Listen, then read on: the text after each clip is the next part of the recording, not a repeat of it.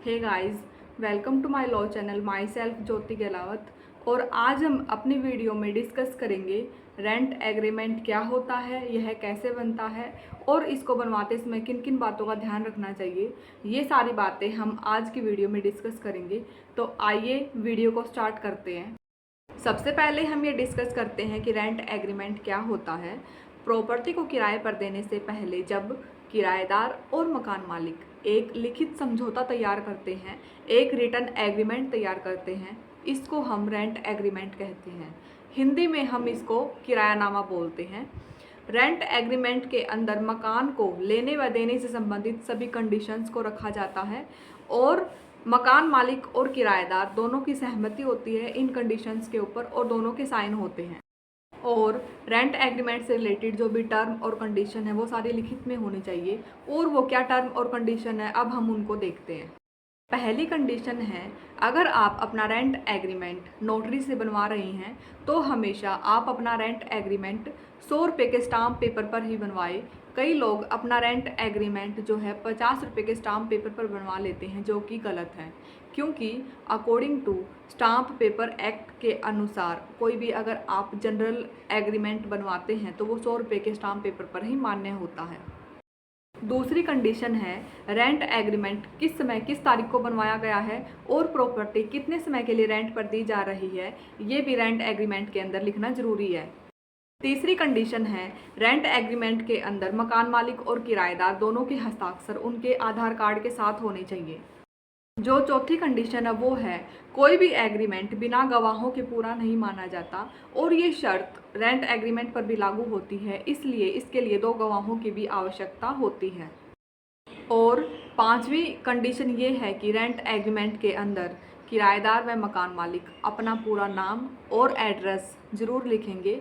किराएदार जहाँ पहले रहता था वहाँ का एड्रेस लिख सकता है या फिर जो उसके आधार कार्ड में एड्रेस है वह एड्रेस लिख सकता है, लेकिन किराएदार का एड्रेस लिखना बहुत ज़रूरी है। और जो प्रॉपर्टी रेंट पर दी गई है उसका पूरा एड्रेस लिखना ज़रूरी है। छठी कंडीशन ये है कि रेंट किस टाइम और किस डेट को दिया जाएगा, ये भी मेंशन किया जाएगा रेंट एग्रीमेंट के अंदर।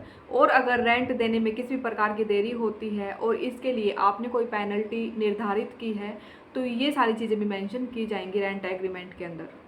सातवीं कंडीशन ये है कि अगर मकान मालिक मकान की सिक्योरिटी मनी ले रहा है आपसे तो इसका जिक्र भी रेंट एग्रीमेंट के अंदर होना चाहिए।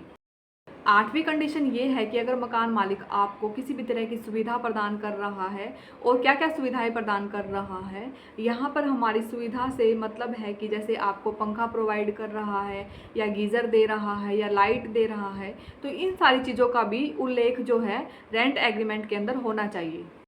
नौवीं कंडीशन ये है कि अगर किराएदार घर छोड़े या फिर मकान मालिक किराएदार से अपना घर खाली करवाना चाहता है तो वो पहले 1 महीने का लीगल नोटिस देगा उस किराएदार को कि हम अपना घर आपसे खाली करवाना चाहते हैं, तो इसका उल्लेख भी रेंट एग्रीमेंट के अंदर होना जरूरी है।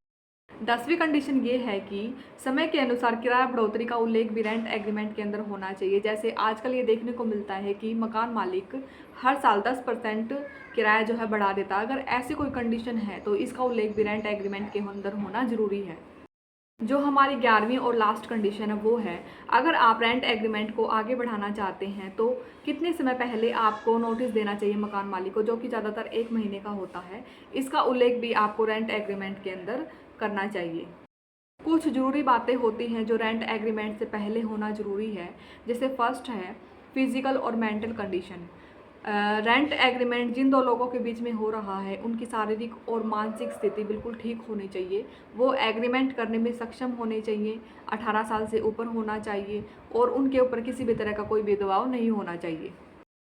दूसरी है प्रॉपर्टी पर कोई केस या स्टे, यानी कि किराएदार को मकान लेने से पहले ये छानबीन कर लेनी चाहिए कि उस प्रॉपर्टी पर किसी तरह का कोई केस नहीं चल रहा हो या फिर उस प्रॉपर्टी पर किसी भी तरह का स्टे नहीं हो, क्योंकि ये आपके लिए फ़ायदेमंद होगा कि आपको भविष्य में किसी भी तरह की समस्या का सामना न करना पड़े।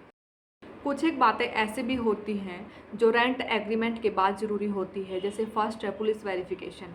अगर आपने रेंट एग्रीमेंट बनवा लिया है, अपने घर को किराए पर दे दिया है, तो इसके बाद आप अपने किराएदार का पुलिस वेरिफिकेशन ज़रूर करवा लें। अगर आप ऐसा नहीं करते हैं तो आपको कानूनन जुर्माना भी देना पड़ सकता है और इसका प्रावधान भी दिया गया है CRPC के अंदर। दूसरा है प्रॉपर्टी का रखरखाव। अगर आपने अपनी प्रॉपर्टी को किराए पर दे दिया है तो आप समय समय पर चेक करते रहें कि किराएदार आपकी प्रॉपर्टी को किस तरह से रख रहे हैं, किस तरह से देखभाल कर रहे हैं, आपकी प्रॉपर्टी पर किसी भी तरह का डैमेज तो नहीं कर रहे हैं। ये सारी बातें आपको याद रखनी चाहिए।